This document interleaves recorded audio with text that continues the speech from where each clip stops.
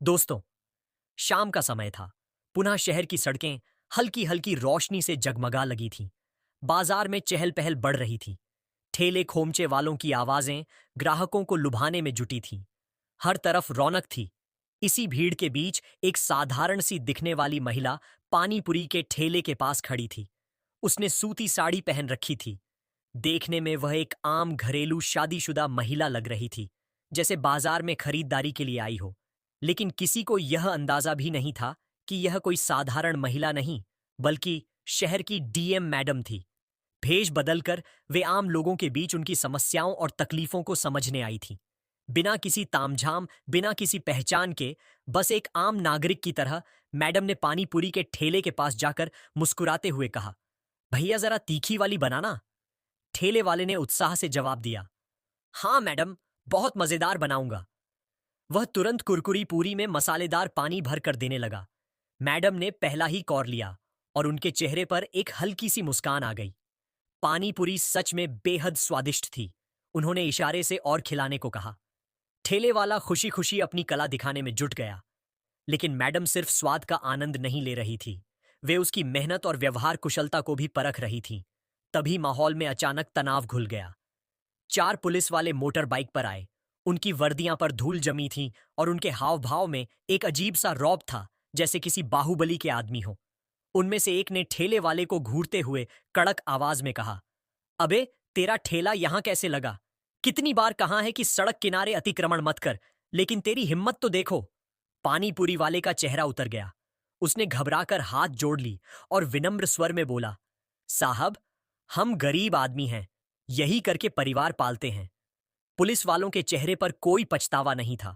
उनमें से एक ने ठेले पर जोरदार लात मारी। ठेला हिल गया। सारी पानी पूरी नीचे गिर गई।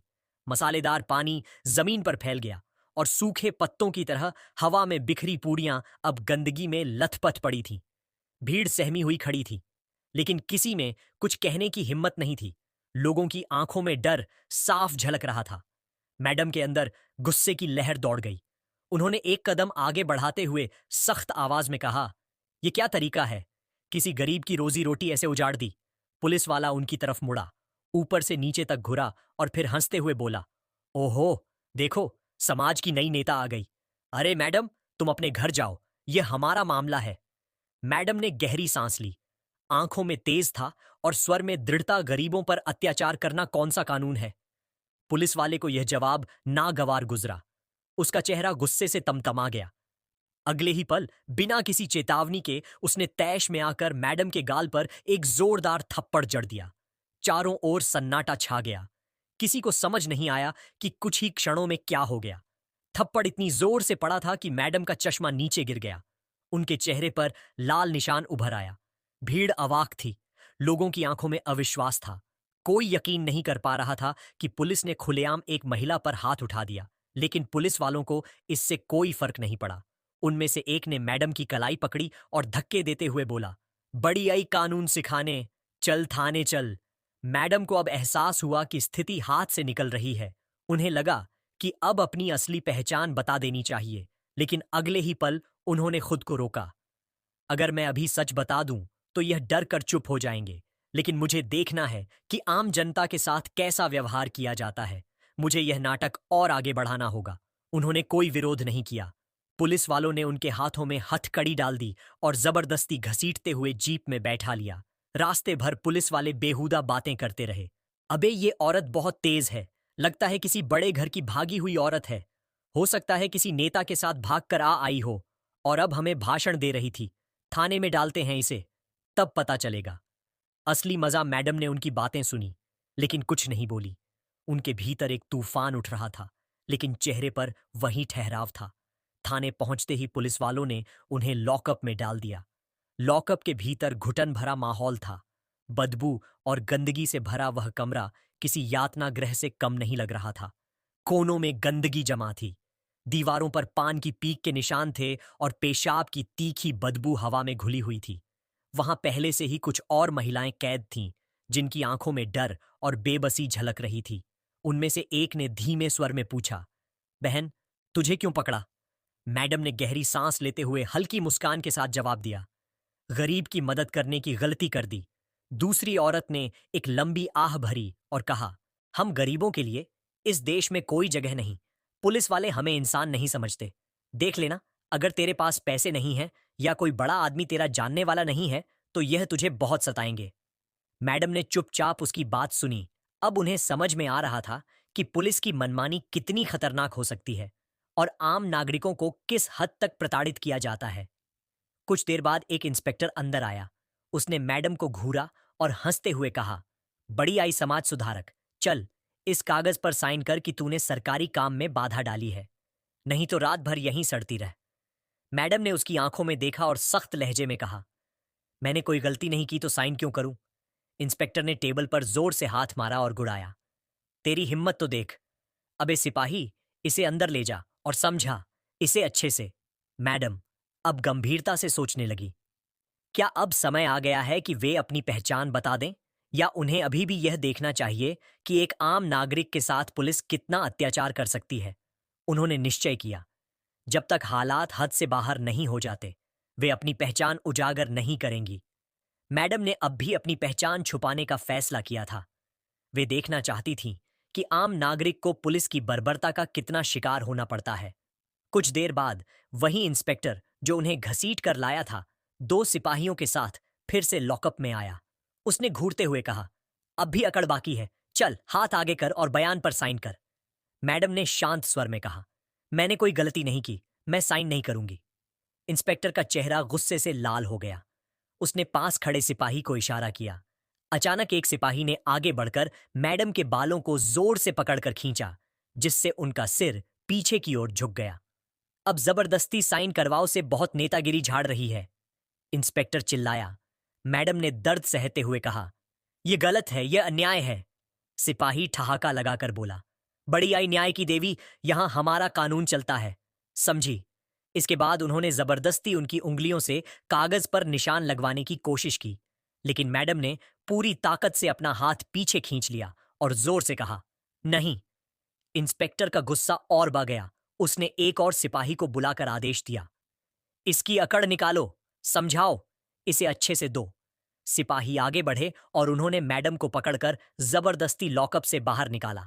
फिर वे उन्हें घसीटते हुए एक कमरे में ले गए और धक्का देकर जमीन पर गिरा दिया। एक सिपाही गुर्रा आया, अब बता, मान जाएगी या और तरीका अपनाना पड़ेगा? मैडम ने सिर उठाकर उसकी आंखों में आंखें डाल दी। उनका खून रहा था, लेकिन वे अभी भी संयम बनाए रखना चाहती थीं। तभी एक सिपाही ने आगे बढ़कर उन्हें जबरदस्ती उठाया और फिर जोर से धक्का दे दिया, जिससे वे फिर से गिर गईं। फिर उसने पास रखी एक लकड़ी की छड़ी उठाई और व्यंग्य भरे स्वर में बोला, अब देख, तू कितनी समाज सेवा करती है। अचानक बाहर से किसी के तेज कदमों की आहट आई। दरवाजा जोर से खुला और एक वरिष्ठ पुलिस अफसर अंदर आया। उसकी आवाज गूंजी, यहां क्या हो रहा है? इंस्पेक्टर हड़बड़ा गया और जल्दी से बोला, सर, यह औरत बहुत बदतमीज है, कानून का उल्लंघन कर रही है, सरकारी काम में बाधा पहुंचा रही है। अफसर ने संदेह भरी नजरों से इंस्पेक्टर को घूरा। अच्छा, और तुम लोग इस पर बल प्रयोग कर रहे हो? इंस्पेक्टर घबरा गया, लेकिन खुद को संभालते हुए बोला, सर, यह बहुत चालाक है, इसे सबक सिखाना जरूरी है।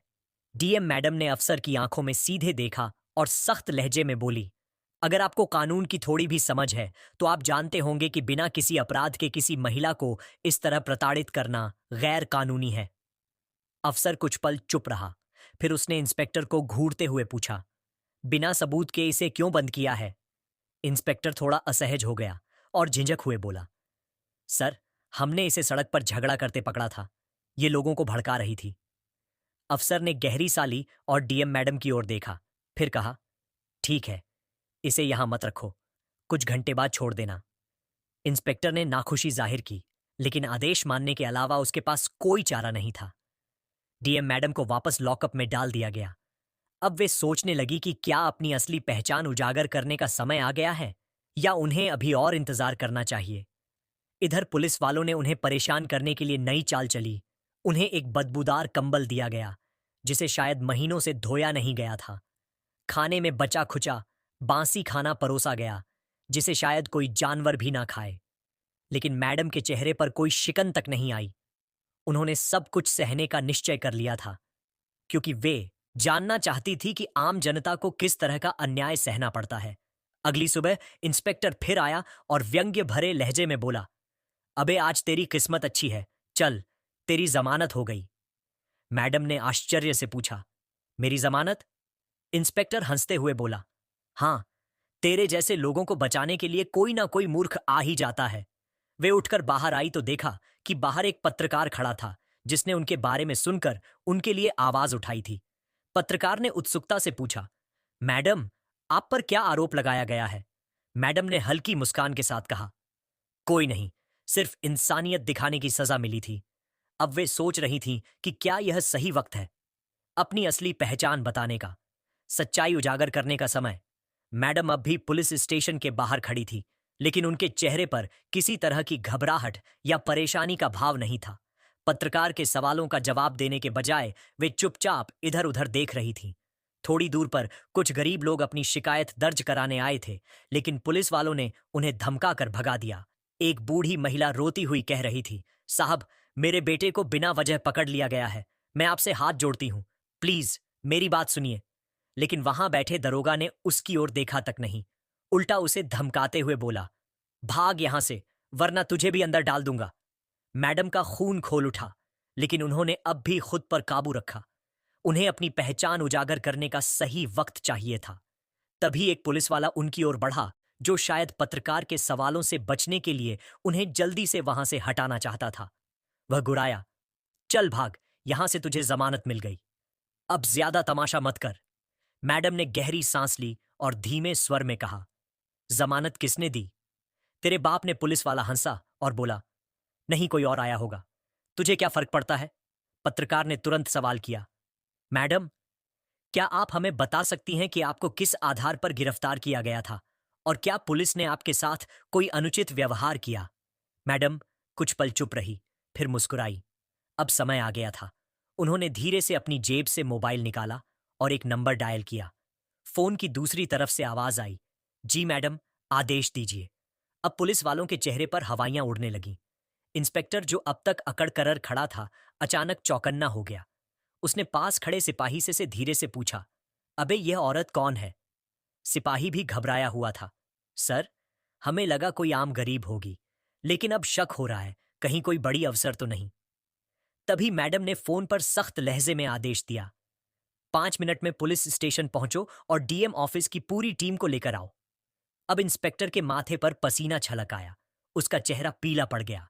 घबराकर उसने फिर से सिपाही से पूछा, अबे, ये सच में कोई बड़ी अफसर तो नहीं? पुलिस स्टेशन में हड़कंप मच गया। चारों तरफ अफरा तफरी मच गई। कुछ ही देर में सायरन बजाती सरकारी गाड़ियां पुलिस स्टेशन के बाहर आकर रुकी। सबसे पहले एक वरिष्ठ अधिकारी गाड़ी से उतरा, फिर उसके पीछे कुछ और पुलिस अधिकारी भी आए। मैडम ने पूरी शान और सख्ती के साथ कदम बढ़ाए और जोर से बोली, मैं इस जिले की जिला अधिकारी डीएम हूं। इतना सुनते ही इंस्पेक्टर और बाकी पुलिस वाले अक्के बक्के रह गए। इंस्पेक्टर के पैर कांपने लगे, आंखें फटी रह गईं और उसके मुंह से एक शब्द भी नहीं निकला। जिन पुलिस वालों ने कल तक डीएम मैडम को थप्पड़ मारा था, बदसलूकी की थी, वे अब अपने की पर पछता रहे थे। अब इस जिले में पुलिस का कानून नहीं चलेगा।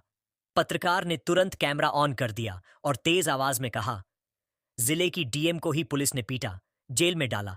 क्या इस जिले में पुलिस का ही कानून चलता है?